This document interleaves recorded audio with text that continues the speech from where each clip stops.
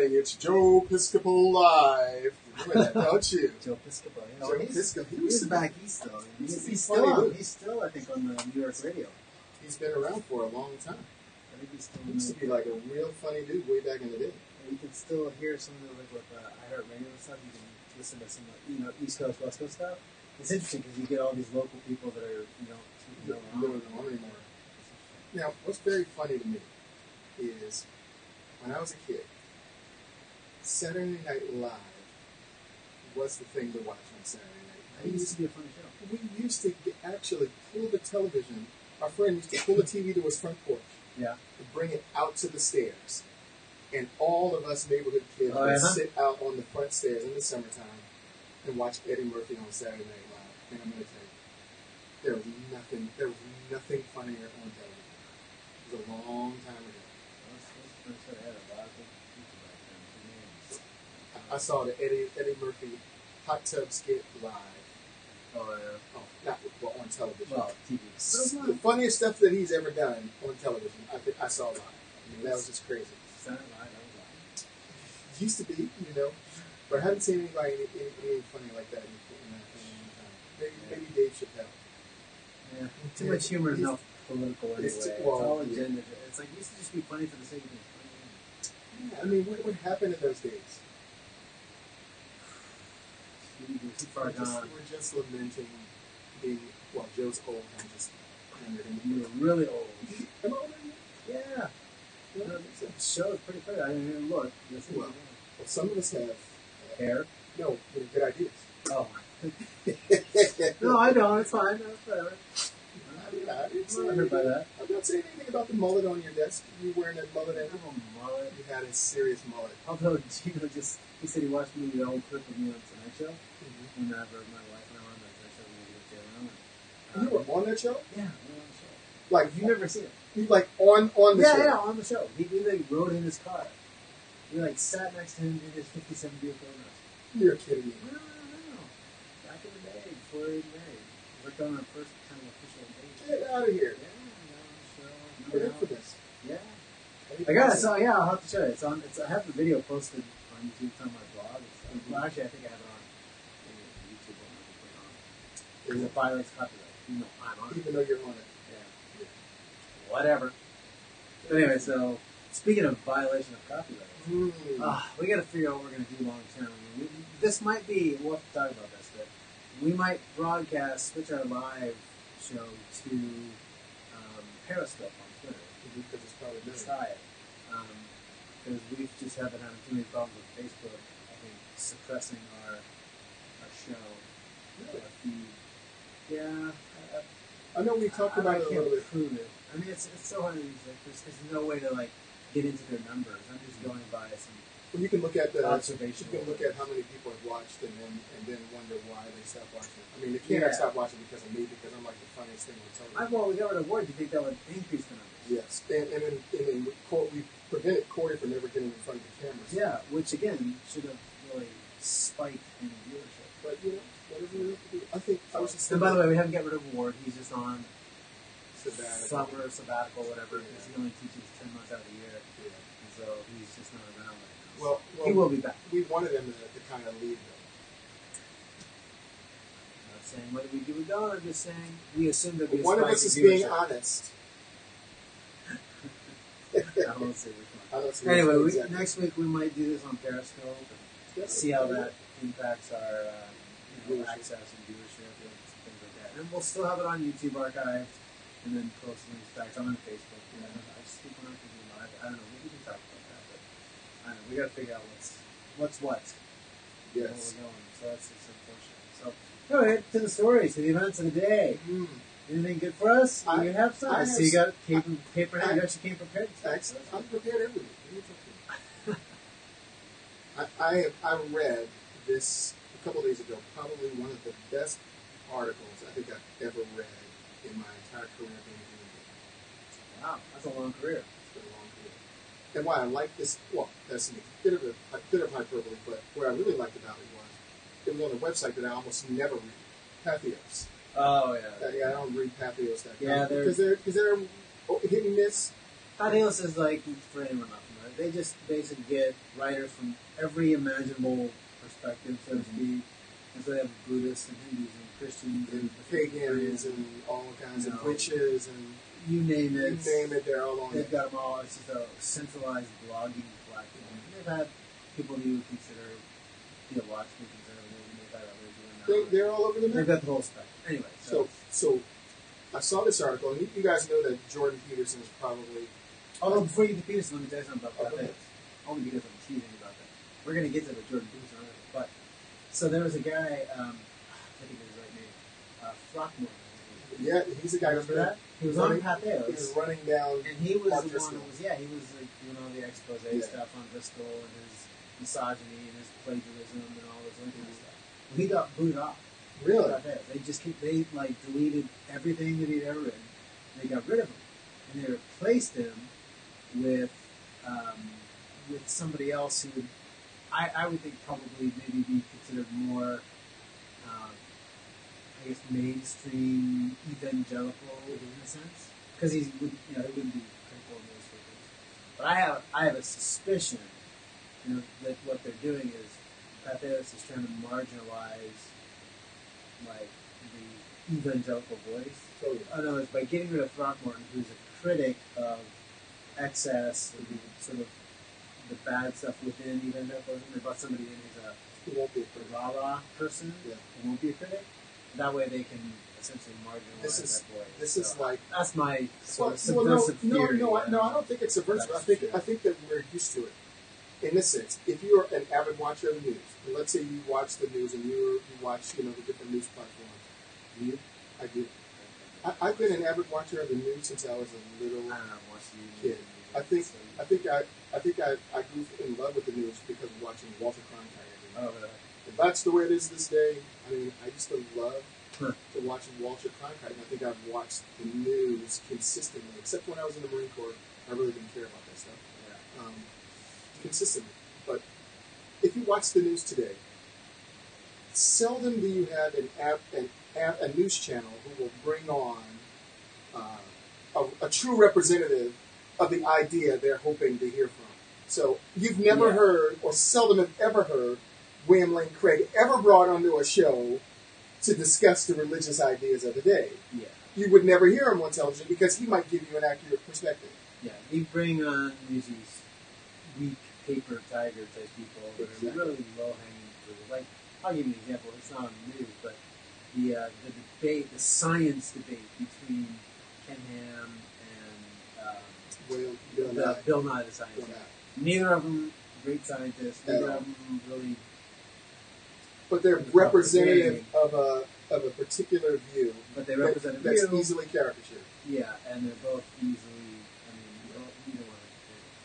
So, if you happen to turn on television and you're listening to, like, if you go on, let's just say 2 channels, MSNBC and CNN, you will seldom hear true conservative pundits on their channels consistently. Don't get me wrong. You'll get the Ted Cruz types. You'll get the senators and the congressmen. But when it comes to just hearing a consistent everyday news, they seldom bring in as an everyday host someone that's a real representative of that particular view. Whereas on some other channels, you will. I mean, I don't like Fox. I can give you several reasons why I don't like it.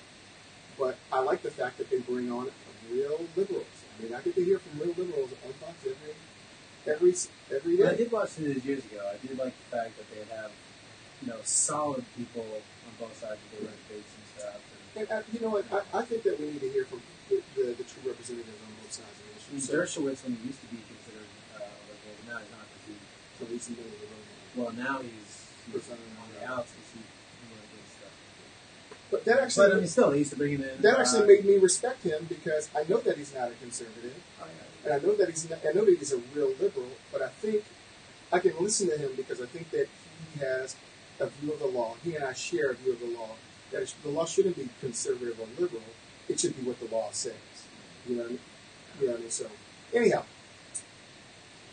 getting to Patheos. This was such a great article. The article is called "Sam Harris Asks Questions." Okay, I saw a headline. I never read it. Didn't read it. Great article, one of the truly great articles. Huh. And in this article, you're going to not only hear from Sam Harris and Drew Peterson. Sam Harris being the one of the four leading new atheist, horsemen of the new atheists. His view is more of the what's the brain? Neurological brain science sort of thing.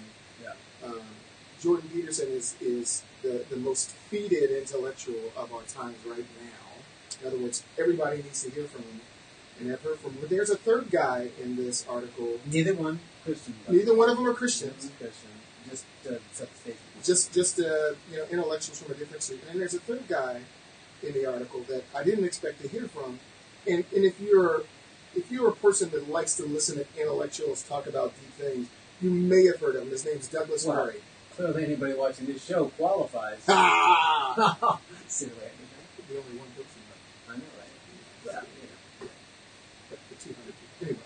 2 million people. Yes. But this third guy is a guy named Douglas Murray. Douglas Murray is a British intellectual who lectures quite a bit on the history of England and in its direction. As a matter of fact, he wrote a book called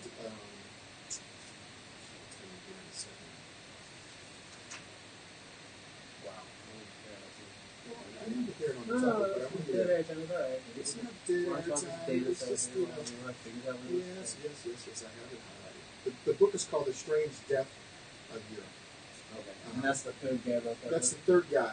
Well, Douglas Murray.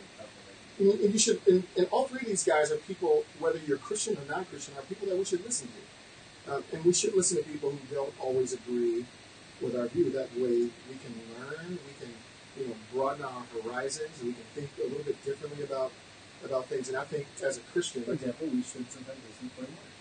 Even though we don't agree with it. Corey Marsh is, listen, Corey Marsh wrote me last night and told me that he is borrowing something that I wrote for one of his papers.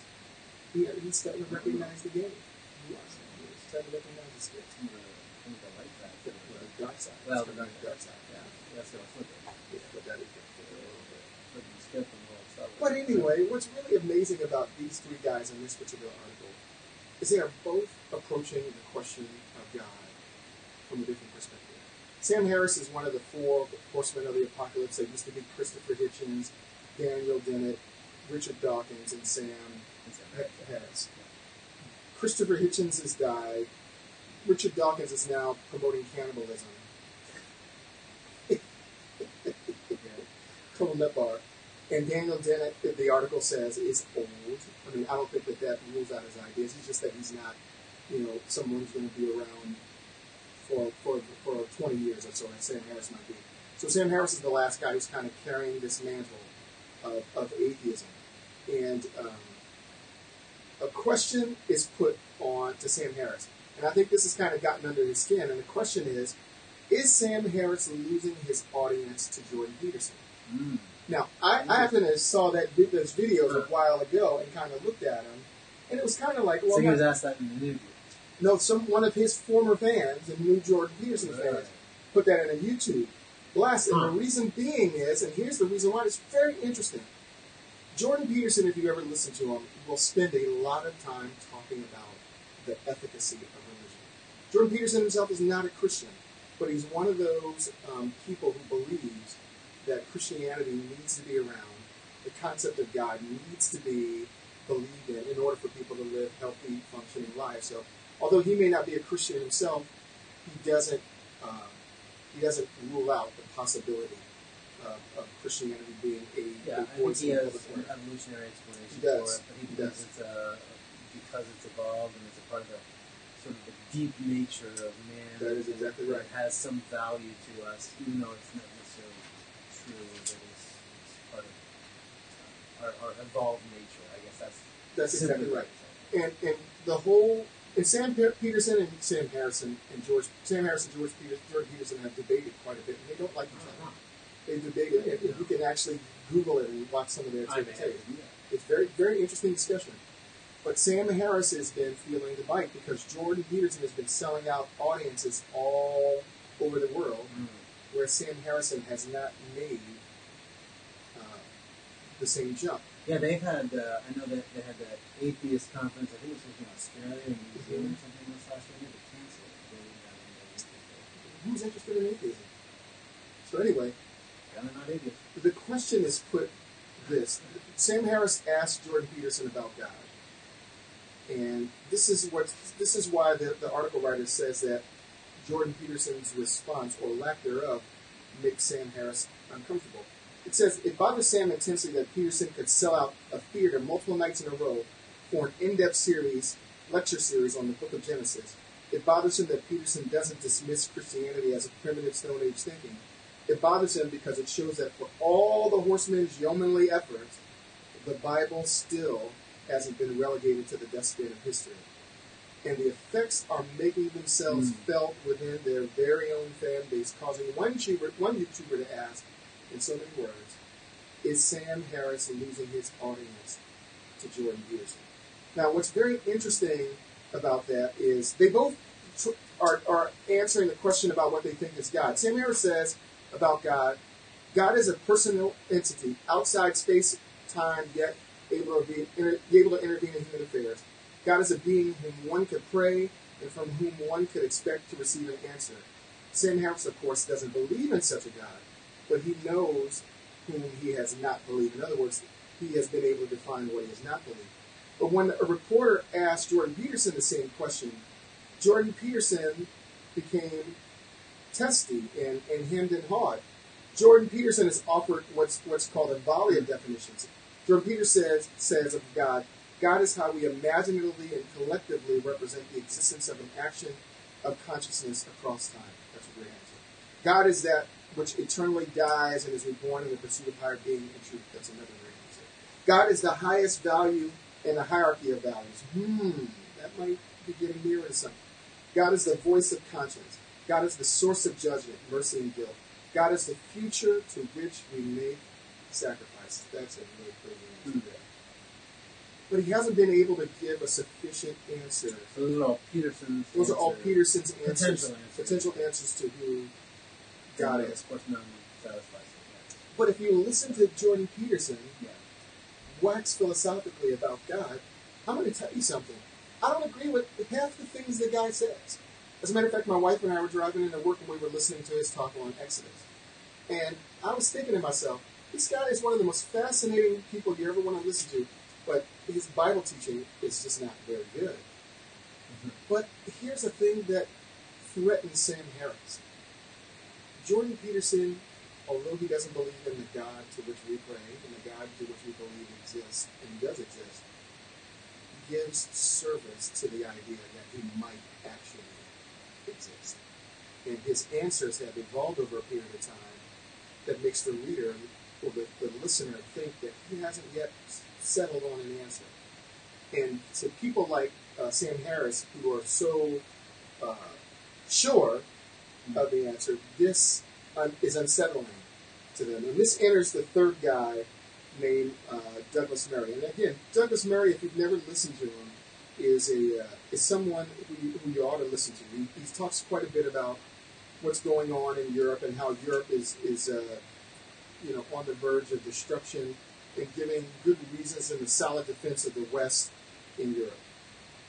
But this Douglas Murray guy also began to have his doubts. Douglas Murray, it says this, is a perfectly rational man. This is how he describes himself. He can't really believe or be a Christian anymore. For Douglas Murray, that spell broke for him a long time ago when he discovered how German higher criticism had, or he thought, decisively disqualified the Bible as a source of reliable truth claims. Bellhausen theory from German higher criticism? Yeah. Like that was his thing? Yeah. That's not even like... It's not serious. It's not, well... Yeah, I mean, it's just not even... It's good. It's just funny. But it's interesting how when you're in that milieu, and people give rise to this kind of criticism being a serious way of understanding anything, how you can easily accept that. But this statement in this article is what really sits you back on your heels. And for someone like me, who is very interested in the idea of meaning, and that life really means something, living means something, being a human really means something, in the world in which we live. And it's why we ought to value all human life, because God gave us this life. Murray is sitting back and thinking this. This is what Murray says, and this is the last thing I'll say about the article. You should pick it up and read it. Murray says, now 10 years from the article that he wrote when he came out as an atheist, Murray speaks with the voice of an older and wiser man. Murray is also gay, by the way. A man who's simply too tired to muster his old callow insouciance about religion. The glibness of the new atheist is cold comfort to him. It's all very well for Richard Dawkins to announce that science has solved everything. But as Murray devastatingly writes in his book, The Strange Dutch of Europe, most of us do not still feel solved. We do not live our lives and experience our existence as solved beings. The pet evolutionary narrative tells us one thing. Intuition tells us another thing. Yeah. It tells us that we are more than mere animals, more than mere cogs in the wheel. We know we are something else, even if we don't know what that something else is.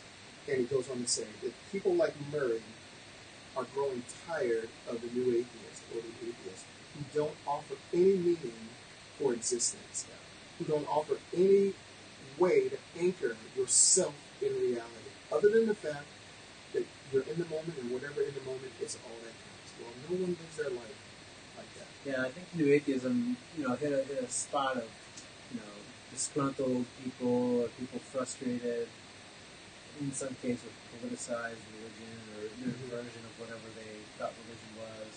As the culture shifted, religion seemed to have these old moral standards that people didn't want to embrace anymore because they had no foundation for accepting those old moral standards. And so the anger and but the confidence that they presented everything, I think was very persuasive to people. It just drew people in, just how confident they were that they had the answers, and that they had the answers that could rescue people from what they were dissatisfied with. And I think you're seeing that. I think his argument is important, or what he's seeing. It shows why Peterson is becoming so. I was going to say that is exactly why Peterson is becoming so rapidly possible. Yeah. Because when you listen to him, he sounds at least confident in what he's talking about. Yeah, he's confident, but he's not angry so much. Right. I mean, he's upset that people are trying to silence dissent and stuff, but he's not an angry speaker. Right. And his basis for speaking isn't anger or hatred, which the four horsemen seem to have many times. And this disregard for your life having meaning. Yeah. Just suck it up, Buttercup. Your life has no meaning. You're just a part of the universe's furniture. Yeah. You're going to die, and that's going to be it. If that is really the case, then we ought to live like there is no tomorrow. Yeah, Dawkins' Greatest Show on Earth. Essentially, the whole premise is, hey, look, in the end, what we found out is there's no purpose, there's nothing there, your meat is all, but that doesn't mean it doesn't have to have value. Right. Meaning. It's like, wait, you just said it has no meaning and no value and no purpose, and now you're saying it doesn't have to. But wait, it doesn't have to. It's insane. But that's why Peterson, I think, is getting that. That's why Sam Harris is losing his audience. And here's the last thing that this article says, and I think it's totally valuable. If you're a Christian pastor or leader or mom or dad, and your son or daughter comes to you with questions that are very hard, don't tell them to shut up. Tell them those are this show. I forgot. Wednesdays. Too. Right. But it says, don't hush people when they come to you with intellectual doubts.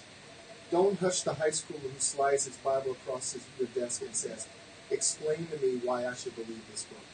Don't brush aside the 13-year-old Jordan Peterson in your pew who walks up and says, I've read Darwin, what's up?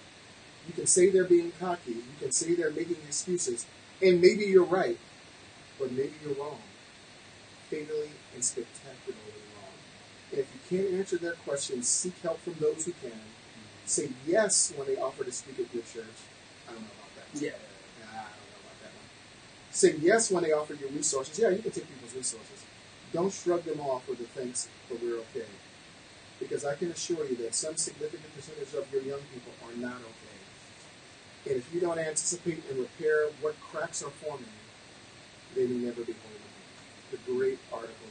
It's a great article. Again, it's called Sam Harris Asks Questions Jordan Peterson Can't Answer. I'd seen it come up and I didn't bother to click on it. You missed it. You missed the great article. No, I was waiting for you to bring it to the show.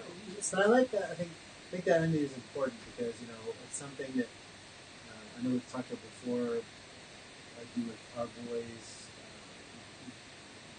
not these months been as active. We do this like sort of Taco Tuesday, Thursday, whatever night we get it. Sometimes depending on schedules, but we sit down and we talk about current events. Say, what do your friends say about these things? Tell us what you think. What do you think God would say about these things? We try to get a sense of how are their friends and their friend group responding to stuff? What is your response to these issues? We're talking about these things. To give them a different perspective. Yeah. I can't say how important that is. I used to coach kids, football coach kids, and I took great pleasure, more than actually coaching, in engaging them in conversations whenever those conversations came about, because you got to understand how kids think. Kids live in a walled-off world where they think that because they thought it, it's true. No matter what anybody else says. I think history begins the moment they discover it. Exactly. Did you know? Exactly. But and I'm not mad at them, because we're all, to some extent, we were all that way. But if you don't penetrate this wall and this bubble that your kids are living in, and provide a different perspective, they're going to develop one without your perspective, without your thinking, without your reasoning, and without the understanding that you bring to the mix. So you have an obligation to engage your kids. And that may mean that you need to study a little bit more. It may actually mean that you have to say to your kid, guess what? I don't know, but we're going to find out together. It's an opportunity for them to grow. And guess what? It's an opportunity for you to grow too. Yeah. I think there's an opportunity in all this that we as Christians have to realize too.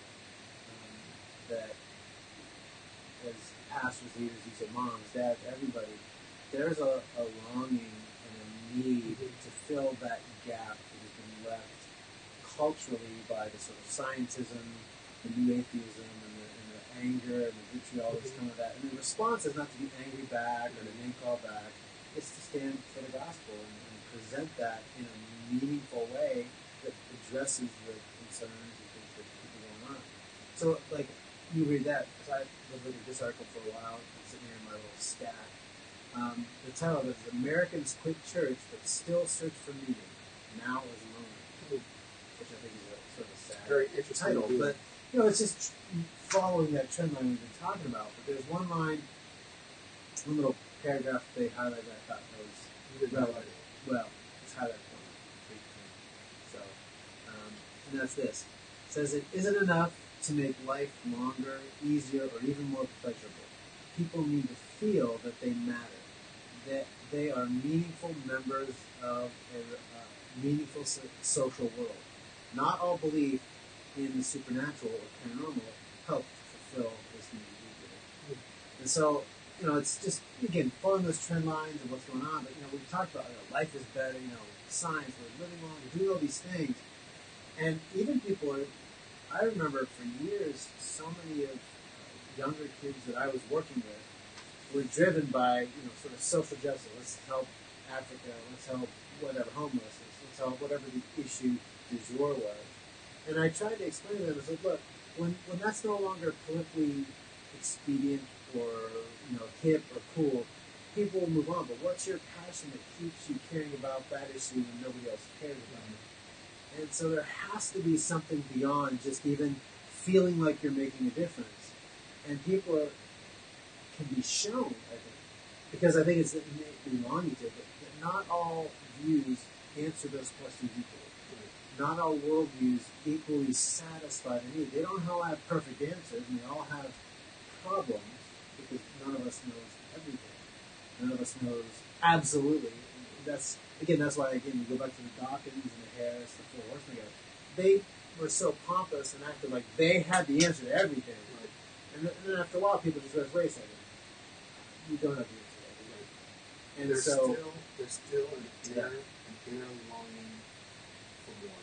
I think we've all experienced that inner longing for more. And I think that's why there's so much drug use in the country today, because people are using the drugs to satisfy or to mask some other need. I think that's why we're so eager to go off track on things that are just absolutely pointless and meaningless. That's why video games, are a big thing now, because they suck up so much of your time and thinking and transport you into a different world. and you don't really have to deal with the frustrations of this life? I personally think yes, and this is something that that I've been thinking about and wrestling with, and all these other things about. I mean, what is the meaning of my own life? I'm at a late stage in life. It's like a lot of people. I'm doing a lot of things that I absolutely enjoy, and I'm helping people, and I have a great wife. I have a great life, I think. But I'm asking myself, I mean, is this all that there is? Yeah. Is that it? You know what I mean? That stinks. That's the answer. but and I don't think that it comes from being more or doing more. I don't think the answer is in doing more. Yeah, doing the next thing. Doing the next thing. I don't even think it's in doing the great thing. I think that as I've been in school since 2015. Taking classes. Actually, no, 2011. I'm sorry, 2011. Taking classes, and I think at this stage, not like you who are the doctor of ministry and pursuing the PhD yet, but I think at this stage the answer for me is to grow in my relationship with God and really kind of seek that as the highest thing, and then let everything else express itself through that. I think also learn to find, and I struggle with this in some ways, being successful at what I'm about to say, but I think part of that is learning to be satisfied in the moment, whatever the moment is, and satisfied with what's happening, and it ties into with God, being satisfied that there in that moment you can glorify God, that He loves you in that moment, and that God is able to exemplify your life in that moment, whatever that moment. Whatever that is, even when it's with the kids. We want to keep looking at the next thing, but then in doing that, sometimes we just make ourselves feel like whatever's happening now is not good enough. That's not huge. I mean, the time to me is when I was reading, and Douglas Murray said, "It's not all. I don't. Smart guy. I don't have it all figured out. I thought I did," is what he said. But I think that the meaning of my life is more than all these other things. And atheism and evolutionary thinking and all these other things do not satisfy. It does not make me deeply satisfied to think that I'm just a part of the universe's furniture that will ultimately be discarded. Yeah, here's the difference. It's like people come to Christians, and I think this is where Christians failed for so long in persuading people. It's like people will come with questions, and we assume because we have access to the truth in God that we need to have answers to everything. Mm-hmm. And we don't. And instead of just saying, I don't know, that was used against Christianity. And that's, you can't even answer these basic questions, so I'll go to this opinion. What people are realizing that none of those systems, none of those worldviews, none of our theologies have all the answers to everything.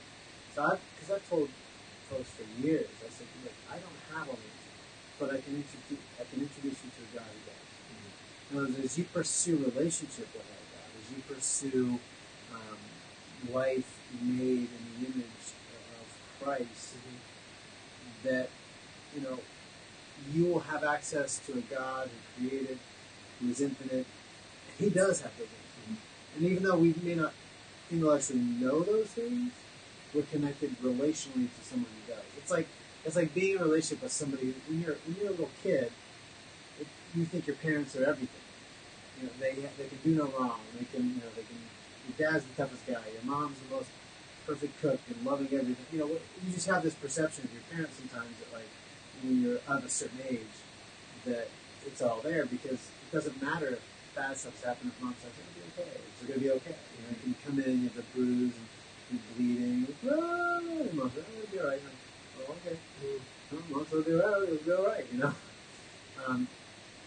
I think some of that childlike attitude towards the problems we face is important, knowing that, I can still pursue answers, but I'm never going to know. But if I know the God who created everything and is the provider of all those things, I get some stability. Exactly. It's that sense of emotional, existential stability, even if there's intellectual doubt. Right. And that's fear or emotion. And you're able to live in that tension. Yeah, and you're able to live in that. And that's okay. And you're that's able to live in that tension. Because system is going to, every system will fail to give all the answers. Right? And so that's where people are going to have to come to realize. What's fascinating about that to me is, I've only met a few people like this who I don't think they're perfect, but I think when it comes to the various areas, when it comes to the various areas of their life, I think they all point in the same direction. Not in a perfect way, but I think that the perfect way. But I think they have brought a lot of their pursuits and a lot of the ways that they think, emotionally, relationally, things. I think they're all pointed in the same direction. They're not pulled in one area because in this area they have some secret moral failing going on that they refuse to deal with, and they're not pulled in this direction because relationally they're relating to these people in a way that is not righteous or whatever. No, they're all trying to pull their whole self in the same direction, to the extent that they're willing to take a loss in this area because to not lose would be to defend God. You see what I'm saying? So rather than defend God, they'll take a loss in this area to continue marching in the same direction as they've always been. And insofar as our life begins to take on these characteristics when we're pursuing virtues, being righteous, being a loving neighbor, a good friend, a good parent, not because I hope to earn anything, but because I hope to glorify God with my life this way. It doesn't mean that everything works out, but it means that your life begins to take on a life of power. I really do. I think it's a life of power because you're all focused in the same direction. I like it when Paul says, this one thing I do, forgetting what is behind, I press on. Paul forgot those things that weighed him down and would cause him to dwell in the past. They press forward, in this direction. And I think that's where we all have to go. I think guys like Douglas Murray, the very fact that even a guy like that is thinking about it, the guy doesn't have his life all in order, but is thinking that maybe my life is more than all this other stuff. Even the folks who are at church, who you read about in your article, who are wrestling, with church and wrestling with the way the world is working right now. Maybe the answer isn't wrestling with the world. Maybe the answer is getting your life together in a particular area and walking in that direction in a way that glorifies God and being able to live with the fact that things aren't always going to work out. They're not always going to go right. They're not always going to work out on your behalf. You're not going to find favor or blessings that fall down from heaven or gold and then there to whatever. Yeah. It's not all going to work out in this world. We need to be okay with that. Yeah, I think one of the key aspects that article I read too, in the headline, was very telling. People are giving up on church, but they're looking for spiritual, this existential meaning, fulfillment, but now they're doing it alone. Right? The idea of alone is to me what's going to end up leading to so much hardship. Because if you look at any of those other alternatives, atheism, Jordan Peterson stuff, ultimately all of those are systems that are isolated, right? Because there's no way within those worldviews to connect us intimately and knowingly with the people around us. But from the Christian worldview, from our biblical teaching, we understand one, because we're all created in God's image. We have a shared humanity, a shared value, and sacred nature that we are. So it doesn't matter the non-essentials of whether we're male or female, black or white. Right. We can have a relationship, a communal nature to our daily lives, even to the work that we do here. There's a human intimacy that's possible because recognizing how they're created. But that's not in those other systems. It's part of the Christian life. And so beyond our created nature, it's being recreated in Christ and the work that he's done to reconcile us to God. So if we're reconciled to God, both of us, and we're moving towards that God, we're moving closer to each other by definition. Exactly. And if it's the same Holy Spirit in you, it's the same Holy Spirit in me, and if the Holy Spirit understands me better than I know myself, understands you, I can have a relationship that goes beyond mere understanding, in a sense. Let me ask you a question. Yeah. What you're painting is a hopeful future in that sense for church people. Yeah. People in the church. How do we go about bringing that about? I mean, how do we? I can't do it for the whole church. Yeah. No, I mean, I think it's more than just seeing a hopeful future. I think it's a present reality. And this is what I think we miss so much. You look at what Paul writes, that in Christ you're a new creation. And I think we see that as a spiritual flourish of words. This sort of like, oh, that's beautiful. So this almost poetic, theological language. It sounds so beautiful. Like somebody would, Ralph Waldo Emerson would write some beautiful lyric of poetry or something. It's like, it's more than that. He's speaking about a change of nature, ontological reality, a state where you were once this, now you're something else, and being that something else is adopted by God into a new family. So we're given a present reality. We're made a new creation. Literally, Romans 6 says that not just that Christ died and was raised, but we've been crucified and raised with Him. And I think that speaks of a little reality. Mm-hmm. Present day, 2,000 some years past that, I have been through the Holy Spirit, almost, I'll get mystified, transported in a sense. It was I who hung on the cross with Christ and raised with Him. That has happened to me. It's happened to you. It's happened because of the presence of the Holy Spirit in my life. Mm-hmm. That is a real thing. That is not a theological construct to make myself just simply feel better. So the reality is that I live my life knowing that I've been made a new creation, and that is something that has happened to my very nature of being. And once I know that, understand that, I can't look at you the same way. Mm-hmm. I can't look at anybody the same way. For years it bugged me, the whole idea of people talking about abortion issue. Men can't understand because they don't have the woman cards and all this other kind of stuff. I would say, look, but if it's the same Holy Spirit in each of us that has united us to Christ, and therefore united us as a family, that is a very real presence of God that can overcome any of those background differences. So I may not be able to understand your life fully, but I can certainly empathize based on Holy Spirit. That empathy is so and just so understanding, we way overvalued understanding and undervalued the power of empathy in our ability to relate, to rejoice with people, to sorrow with people, and to just do life with people.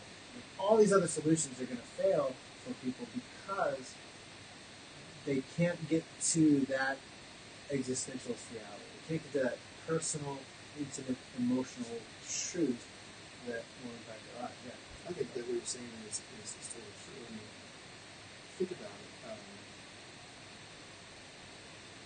There's a part of us that wants to be alone and wants to be a rugged individual and not have it. Some of the kids are fighting. Exactly. It wants to be independent. Part of us really, really wants to be independent. And it's easy to give in to that desire to be independent. But the reality is that isn't how God has framed the Christian life. Exactly. He's framed the Christian life that we would be in a relationship with each other.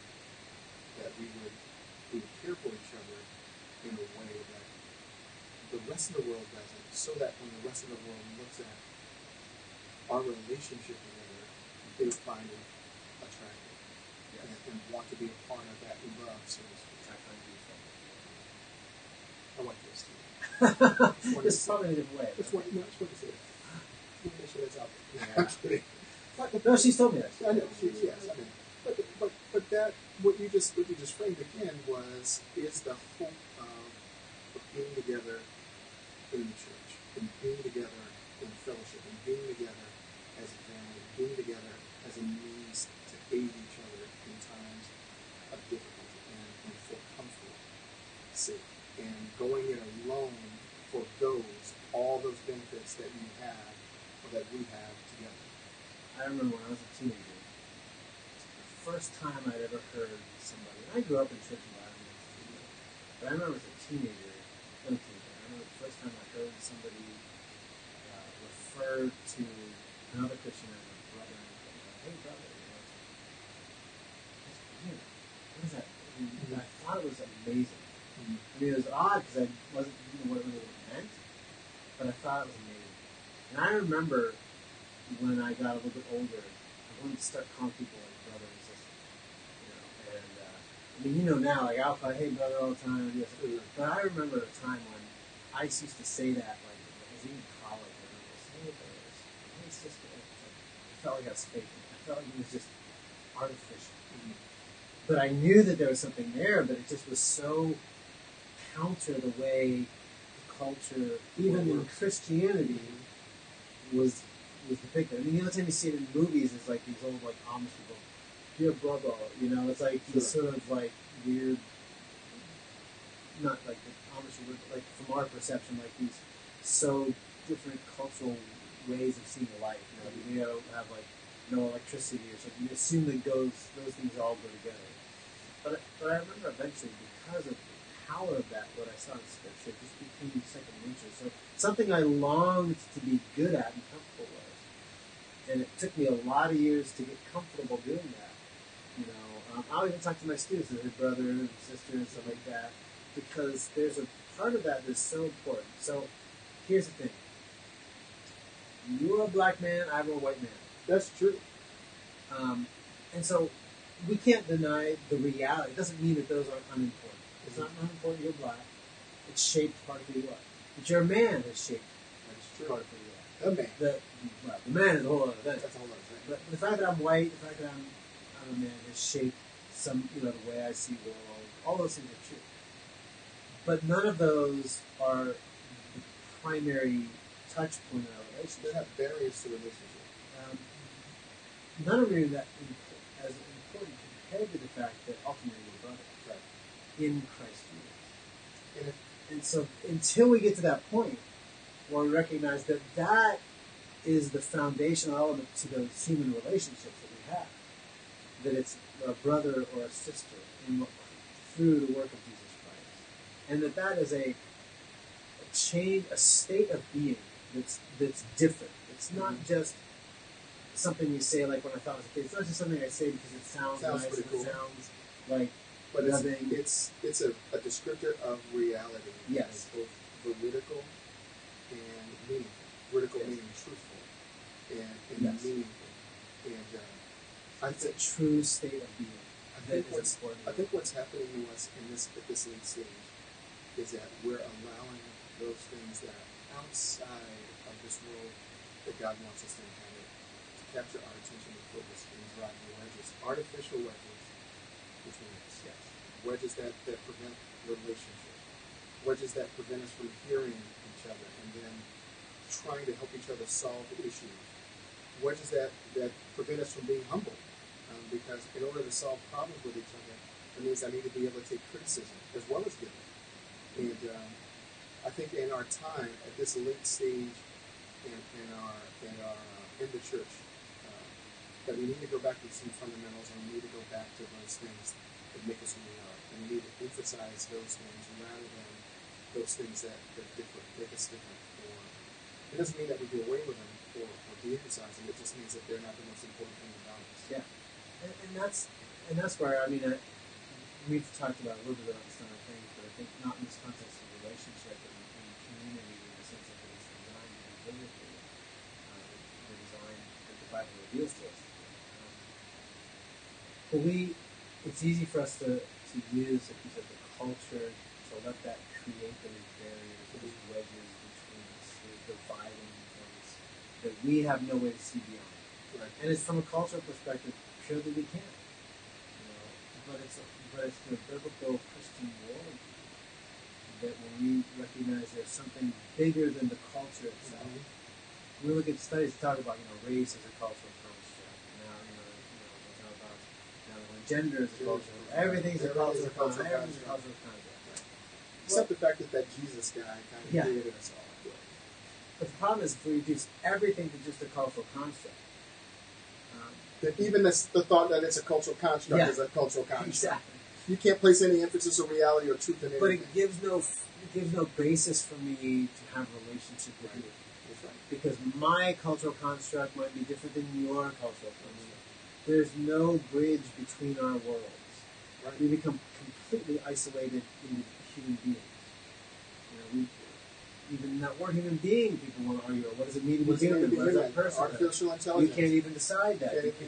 So we have people have to realize the way that goes, and it's not enough just that we argue against these things and we talk up stories to try to do that, which we do week in and week out on this thing.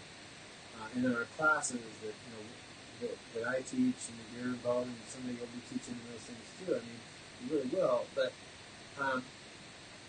it's not enough to just point out those flaws. We have to realize the value of the destructive qualities of those things versus the value of recognizing who we are in God and that reality that it depicts. And when I connect to that reality, I can overcome any of those barriers created by the cultural, whatever they are. I think I'm just enthralled by Ephesians chapter 2 that Christ has torn down the middle wall of separation, making the two things one flesh. In other words, those things that divide us, Christ has torn those things down, and we need to reconcile that truth and reconcile ourselves to that truth. That there's more to us than politics. There's more to us than money. There's more to us than everything. I mean, Jesus has got to be our all in all. So that's all I have. No, that's good. That's a good word, man. I think that's a very good word. Well, only say good word. I don't know. I should about that one. She loves you, and she'll probably come to the cheer. That's not true. She probably will agree with me. Yeah, there's so much news stuff and a whole bunch of things, but it's one thing we don't do that often here. I don't think we really do. Just simply talk about the power of the gospel to be transformative, as the ultimate solution to all these things. It's the universal solvent. It's not going to be arguing our way to the end of these things. Not to say we need to develop arguments so we can understand. So our kids and our families, we can help them think through these struggles they're having to keep their faith. But ultimately, it comes down to recognizing that there is a nature of being in Christ that undergirds all of those answers. But if we don't recognize that as real and as vital and as transcendent to our culture, transcendent to our experiences, transcendent to anything that we know or we've done, then we're going to be lost because in the end, when we get to a question that we can't answer, and there will be when it goes, then it all falls apart as it has for so many people. Because they don't have it tied to something substantial that transcends us like that. So that's important. Oh, we got to come to this. Okay. I have more to say. I was thinking. I knew it.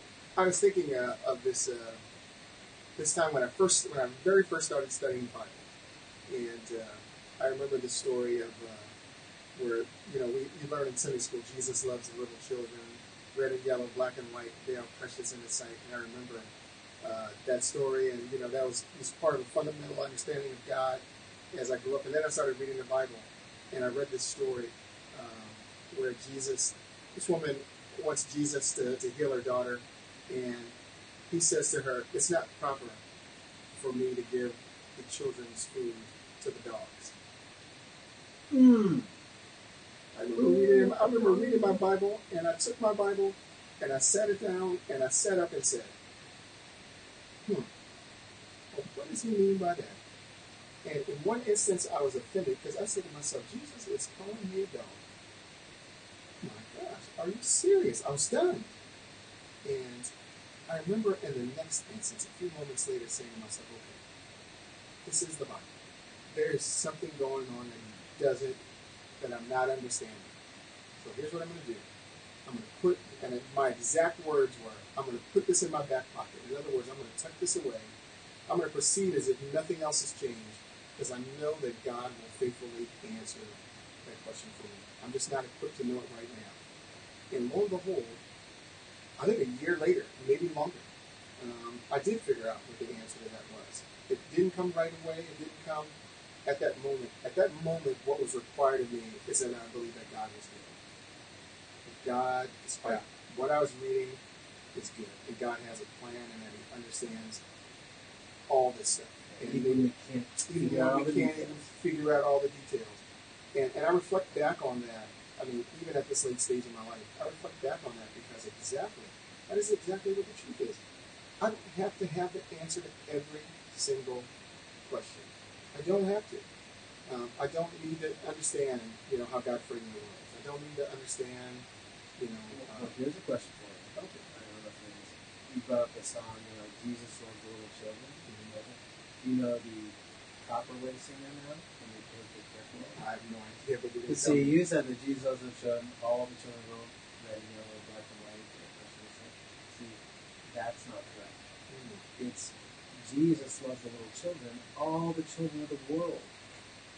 Indian American, Asian American, African American, no way, American. No Jesus way. loves the little children. No way. You gotta contemporize that. You gotta contemporize that. Now, if you really want to be contemporary and hip, like a more liberal church, you say Jesus loves little children, all the children of the world. You have to say Indian American, Asian American, African American, and white privilege. You'd have to just put that in there. Yes. So, yeah. But it's insane. You didn't know the answer. I didn't know the answer. You know what? I'm okay with that. Yeah. I didn't either. And you were okay not knowing that until as well. But now that you do, you're like, boom, mind blown, life changed. Technically, no.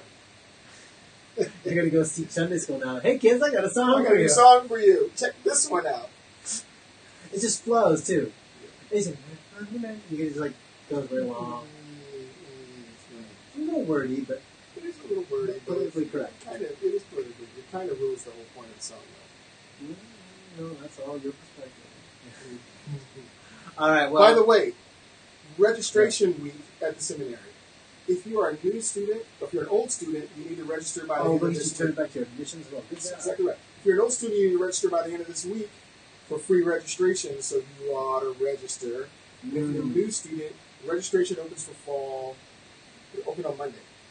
That's an important time for us. What was it last week? Important time for us. So we're open. We're open for business. Open for business. Business. For business. Business. And we're steady. We've been around for 74 years. 74 years. That was 70 years old. Oh, now you've been around. You mean the seminary. The seminary's been around. What are you saying? What are you saying? I was just trying to clarify. I wasn't saying I was clarifying. And if you're interested in coming to the seminary to study under Joe and with me, all you need to do is respond to this video. They probably going to be good. I was about to say something interesting that might have got me in trouble, but I decided not to. Because someday you would like to teach someone. Exactly. And you don't want to get yourself in trouble.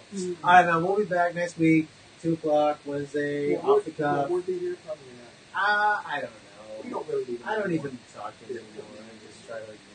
He texts me. And he's always got something to say. He's just an unbelievable person. Oh, that was good. All right. Thank you, brother. Good times today.